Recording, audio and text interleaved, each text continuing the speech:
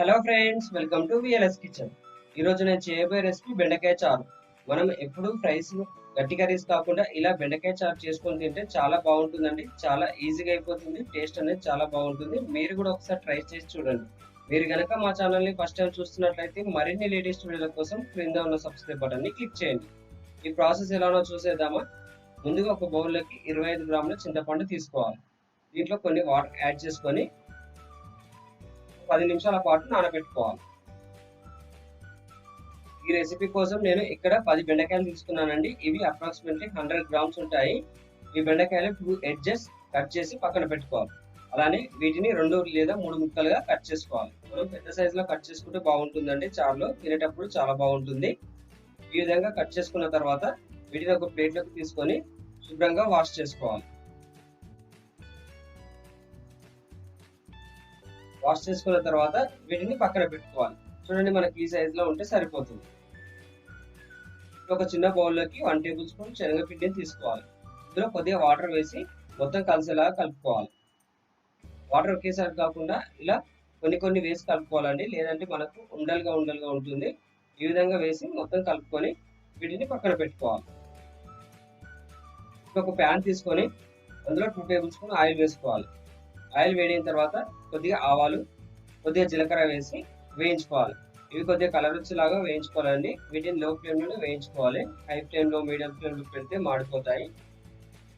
ఈ విధంగా వేయించుకున్న తర్వాత ఇందులో కట్ చేసిన పచ్చిమిర్చి ముక్కలు, అలానే ఉల్లిపాయ ముక్కలు వేసి వేయించుకోవాలి. ఇవి కూడా కొద్దిగా దూరంగా, అంటే కొద్దిగా కలర్ వచ్చేలాగా వేయించుకోవాలండి. ఇలా వేయించిన తర్వాత ఇందులో ఎండుమిర్చి, కరివేపాకు రెమ్మలు వేసి కలుపుకోవాలి.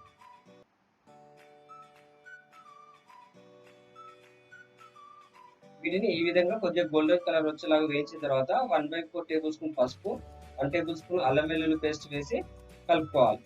అల్లం వెల్లుల్లి పేస్ట్ పచ్చివాసన పోయేలాగా కలుపుకోవాలండి. అల్లం వెల్లుల్లి పేస్ట్ వేయడం వల్ల మనకు చారు అనేది చాలా టేస్టీగా ఉంటుంది. అలానే కట్ చేసిన టమాటా ముక్కలు వేసుకోవాలి. టమాటా ముక్కలు అనేది మనం పెద్ద సైజులో వేసుకోవాలండి. చిన్నగా వేస్తే మనకు బాగుండదు. చారులో పెద్ద ముక్కలు వేస్తేనే చాలా బాగుంటాయి. ఇందులో ముందుగా కట్ చేసి వాష్ చేసి పెట్టుకున్న బెండకాయ ముక్కల్ని యాడ్ చేసుకొని మొత్తం కలిసేలాగా కలుపుకోవాలి. ఇలా కలుపుకున్న తర్వాత దీనిపైన మూత పెట్టి 3 నిమిషాల పాటు లో ఫ్లేమ్లో ఉడకనివ్వాలి. ఒకసారి మూత తీసి మొత్తం కలుపుకోవాలి. చూడండి, మనకి ఈ విధంగా ఉంటే సరిపోతుంది. ఇందులో ఇప్పుడు 1 టేబుల్ స్పూన్ కారం పొడి, 1 టేబుల్ స్పూన్ ఉప్పు టేస్ట్కి సరిపడా వేసుకోవాలండి. అలానే 1 టేబుల్ స్పూన్ ధనియాల పొడి, చిటికెడు ఇంగువ వేసి కలుపుకోవాలి.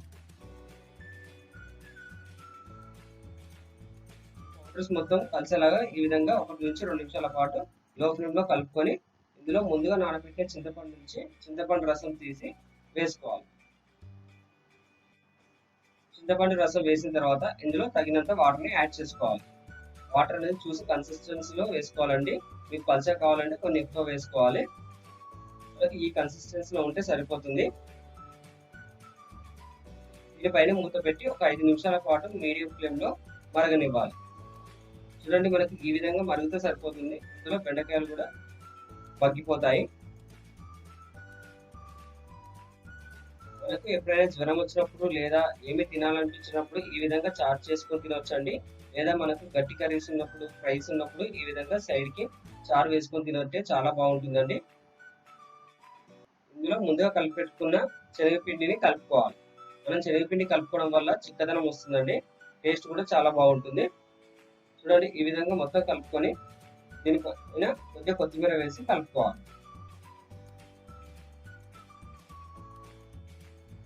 చారును 2 నిమిషాల పాటు లో ఫ్లేమ్లో ఈ విధంగా కలుపుతూ ఉంచాలి. చూడండి, మనకు ఈ విధంగా ఉంటే సరిపోతుంది. చిక్కదనం మరీ ఎక్కువైతే గట్టి పడిపోతుందండి. మనకు చల్లారిన తర్వాత గట్టి పడుతుంది. ఈ కన్సిస్టెన్సీలో ఉన్నప్పుడే మనం స్టవ్ ఆఫ్ వేసుకోవాలి. ఓకే అండి, ఎంతో టేస్టీగా బెండకాయ చారు రెడీ. దీన్ని మనం అన్నంలో లేదా చపాతీలో, పూరీలో కూడా తినొచ్చండి. చాలా టేస్టీగా ఉంటుంది. మీకు ఈ వీడియో నచ్చినట్లయితే లైక్ చేసి మీ ఫ్రెండ్స్కి షేర్ చేయండి. Thanks for watching the video.